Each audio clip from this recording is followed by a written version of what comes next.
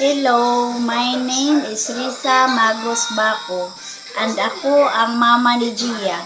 Pinapayagan ko silang gumawa ng videos dito sa YouTube at kami ay naka-supervise sa kanilang content para siguradong ligtas at angkop ito. Nagbabalik po ang Sunday Spark Live. Ang ating pag-uusapan ngayon ay tungkol sa ang papel ng mga kabataan sa pagtataguyod ng mga inisyatiba para sa mabuting pamamahala at pagpapanatili ng kapayapaan sa mga lokal na komunidad sa Pilipinas.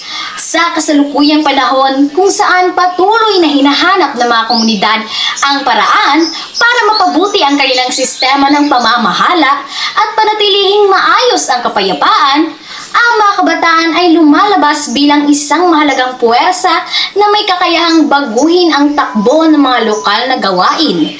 Maraming kabataan sa iba't ibang bahagi ng Pilipinas ang aktibong lumalahok sa mga organisasyon at mga gawain na nakatuon sa pagtataguyod ng mabuting pamamahala tulad ng pag-monitor sa mga aksyon ng lokal na pamahalaan, pagpapalaganap ng impormasyon tungkol sa mga karapatan at responsibilidad ng mga mamamayan, at pagtataguyod ng mga patakaran na nakikinabang sa buong komunidad.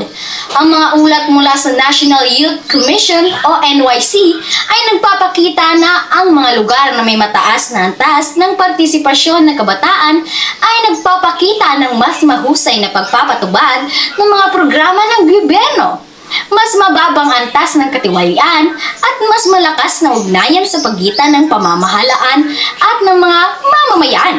Bukod pa rito, ang mga kabataan ay kadalasan nagdadala ng mga bago at makabagong ideya sa mga usapin ng pamamahala na nakakatulong na gawing mas angkop at epektibo ang mga sistema sa mga pangangailangan ng kasalukuyang henerasyon.